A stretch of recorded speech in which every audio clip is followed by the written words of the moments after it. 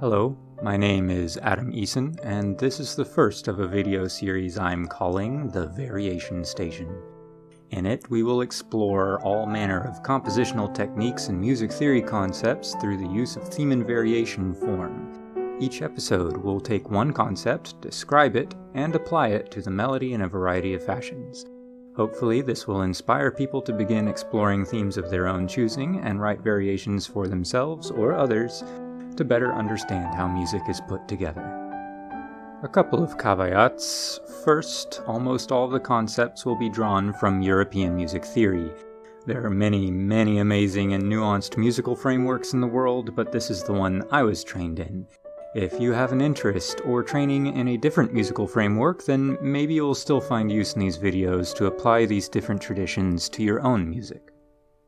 Second, these videos will be aimed at students who have a fair grasp of reading music, but don't necessarily have a super deep grasp of theory. I'd say the first videos especially will be better suited for students with a year or two of practice under their belt. Fear not, I do aim to go quite a ways with the series. If you're looking for more complexity, just be patient. We'll catch up. Okay, with that all said, let's get started. What is variation form? Variation form starts with a theme, or a melody. It is played first, usually in its entirety, and then finished.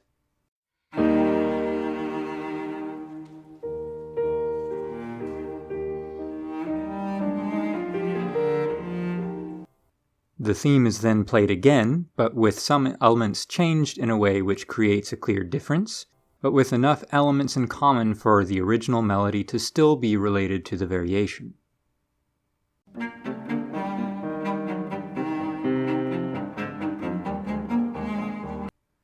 This process is repeated any number of times, each iteration applying a new variation to the melody, usually pulling farther and farther away from the melody we started with.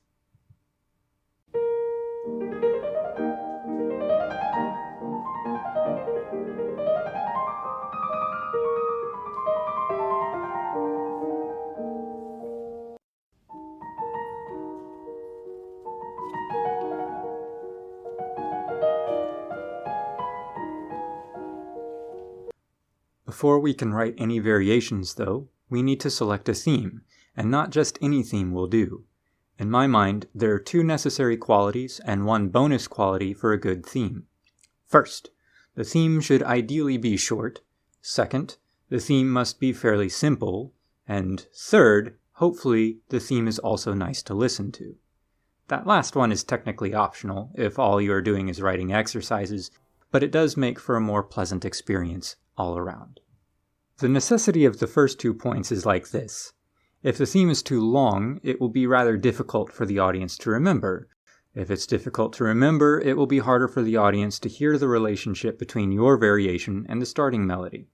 If the theme is already complex, it will be harder to find room for variations of your own. It will be like adding ornaments to an already fully decorated Christmas tree.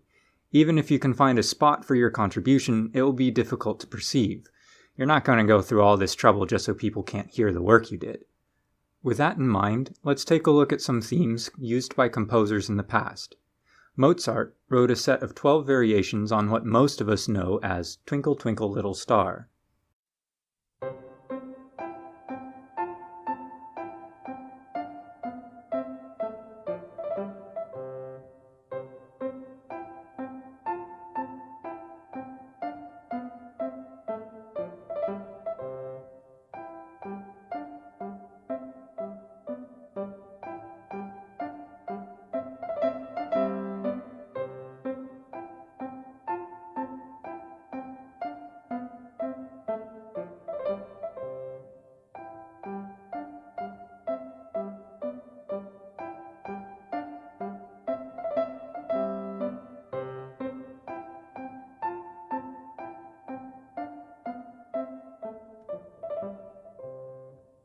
The next melody was used by Beethoven in his famous, or maybe infamous, Diabelli variations.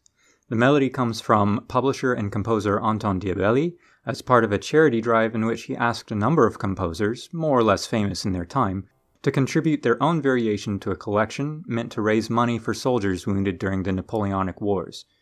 Beethoven, decided to write 33.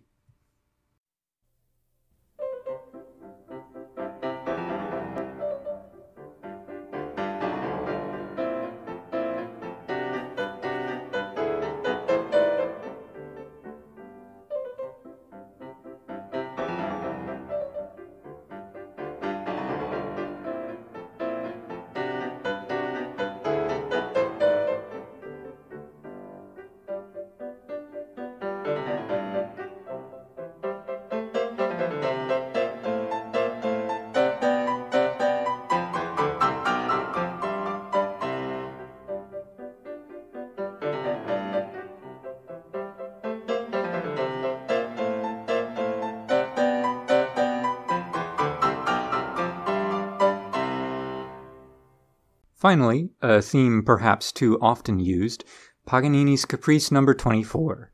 Many composers took on the challenge of writing their own virtuosic variations on this already virtuosic piece, from Liszt to Rachmaninoff to Lutoslawski. This audio example is from Brahms's set of variations on the Caprice.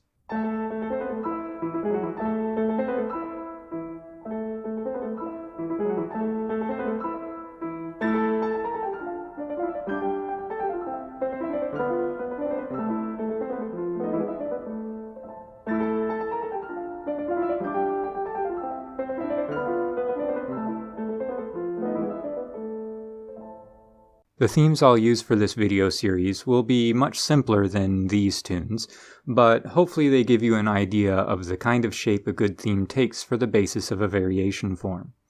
Alright, that's it for today. Join me next time when we take our first steps into writing variations.